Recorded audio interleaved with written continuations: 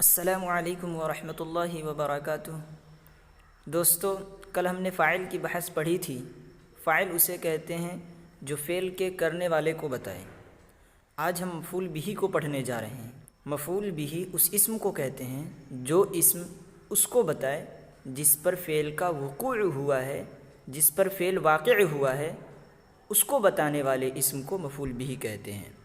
ایک تعریف تو یہ ہو گئی، اور ایک تعریف اس کتاب میں لکھی ہوئی ہے کہ مفعول بہ وہ اسم ہے جس پر کسی کام کے کرنے والے کا کام واقع ہوا ہو، جیسے اکل محمد الخبز، محمد نے روٹی کھائی۔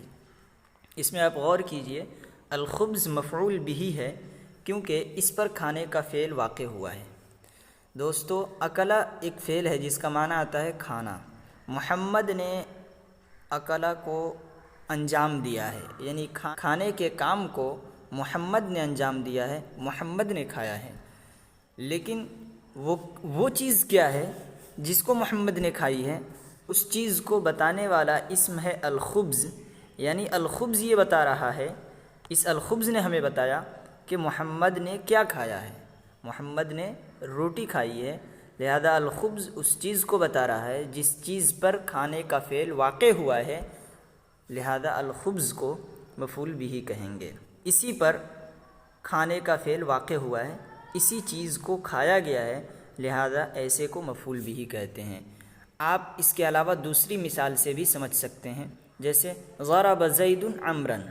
ضرب کا معنی آتا ہے مارنا، زید نے مارا، اور وہ کون ہے جس کو مارا گیا ہے، جس پر فعل ضرب واقع ہوا ہے، وہ کون ہے؟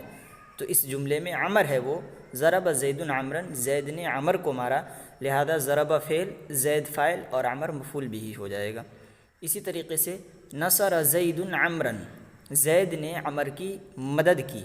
اس میں نصر فعل ہے، زید فاعل ہے، مدد کرنے والا تو ہے فاعل زید، لیکن وہ کون ہے جس پر فعل واقع ہوا ہے، وہ کون ہے جس کی مدد کی گئی ہے؟ وہ عمر ہے، لہذا عمر مفعول بہ کہلائے گا۔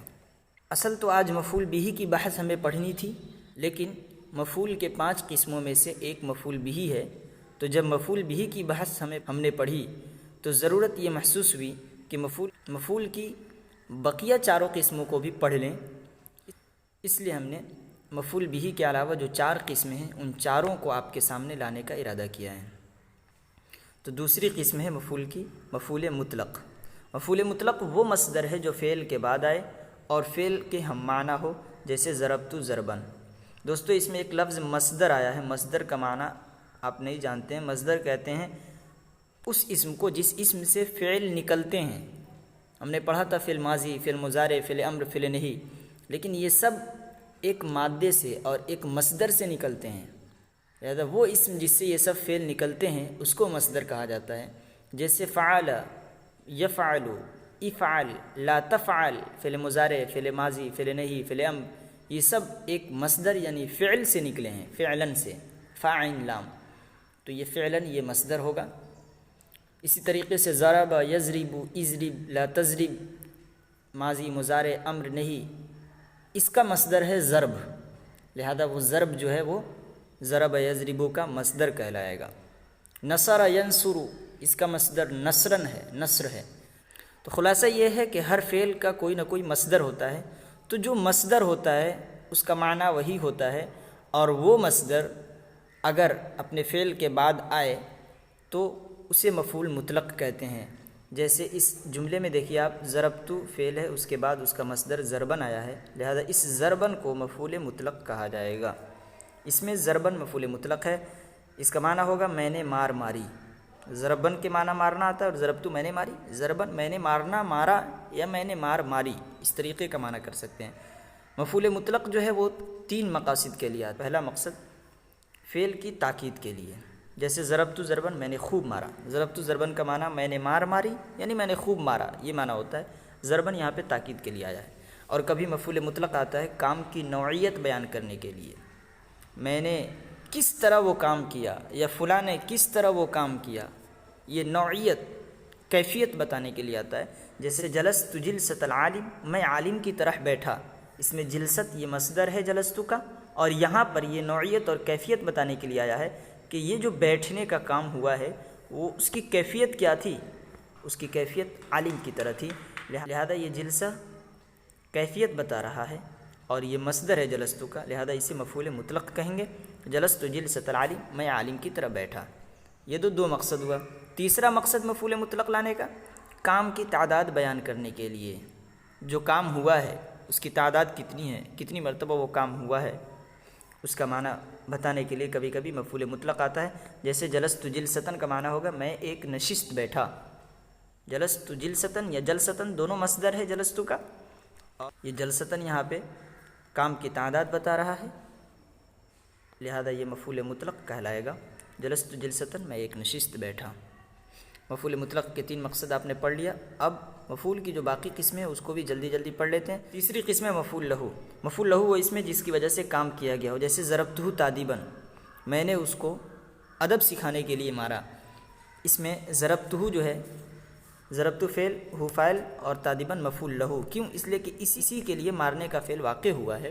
مارا کیوں گیا ہے؟ اس کام کے لیے، تادیباً ادب سکھانے کے لیے، لہذا تادیباً مفعول لہو کہلائے گا، کیونکہ یہی مارنے کا غرض ہے۔ اور چوتھی قسم مفعول معہ۔ مفعول معہ اس میں جو واو بمعنی مع کے بعد ہے، جیسے جاء قاسم والکتابہ، یہ واو ہے لیکن مع کے معنی میں ہے، ساتھ کے معنی میں، قاسم آیا کتاب کے ساتھ۔ یہ جو واو کے بعد جو اسم ہے وہ مفعول معہ کہلائے گا، اس لیے کہ واو بمعنی مع کے بعد آ رہا ہے، وہ واو جو مع کے معنی میں ہے اس کے بعد میں یہ اسم آ رہا ہے، اس لیے مفعول معہ کہلائے گا۔ اور پانچویں قسم مفعول فی۔ مفعول فی وہ اسم ہے جو اس زمانہ پر یا اس جگہ پر دلالت کرے جس میں کام ہوا ہو، جیسے صمت شہرن، میں نے 1 مہینے روزے رکھا۔ یہ شہرن اس زمانے کو بتا رہا ہے، اس وقت کو بتا رہا ہے جس میں یہ صمتو کا فعل واقع ہوا ہے، روزہ رکھنے کا، اور وہ کیا ہے؟ 1 مہینہ۔ مفعول فی کہلائے گا شہرن۔ جلست خلفک، میں تیرے پیچھے بیٹھا۔ جلست فعل یہ کہاں واقع ہوا ہے؟ تمہارے پیچھے واقع ہوا ہے، لہذا خلفک یہ مفعول فی کہلائے گا۔ مفعول فی کو ظرف بھی کہتے ہیں، اس کی 2 قسمیں، ظرف زمان اور ظرف مکان۔ اگر وہ مفعول فی اور وہ ظرف زمانے اور وقت پر دلالت کرے تو اسے ظرف زمان کہتے ہیں، جیسے دہر، حین، یوم، لیل، شہر، سنۃ۔ دہر کا معنی زمانہ، حین کا معنی وقت، یوم کا معنی دن، لیل کا معنی رات، شہر معنی مہینہ، سنۃ معنی سال۔ تو یہ سب الفاظ ہیں ظرف زمان کہلائیں گے، یہ وقت اور زمانے کو بتلاتے ہیں۔ اور ظرف مکان وہ ظرف ہے جو جگہ پر دلالت کرے، جیسے خلف معنی پیچھے، امام معنی سامنے، دار معنی گھر، مسجد معنی ظرف مکان کہلائیں گے۔ اور دونوں کا خلاصہ یہ ہے کہ ظرف مکان اور ظرف زمان دونوں مفعول فی کہلاتے ہیں۔ یہ مفعول کی 5 قسمیں ہم نے پڑھ لی، مفعول بہ، مفعول لہ، مفعول معہ، مفعول فی، مفعول مطلق۔ ان 5 قسموں کا اعراب بھی آپ جان لیجئے۔ ان 5 قسموں کا اعراب زبر ہوتا ہے، یعنی نصب ہوتا ہے۔ آج کے اس سبق میں مفعول بہ کے ضمن میں مفعول بہ کے علاوہ مفعول کی جو 4 قسمیں ہیں ان کو بھی ہم نے پڑھ لیا۔ اب اگلی ویڈیو میں انشاءاللہ اگلی بحث لے کر آپ کے سامنے حاضر ہوں گے۔ جب تک کے لیے آپ سے رخصت کی اجازت چاہتا ہوں۔ السلام علیکم ورحمۃ اللہ وبرکاتہ۔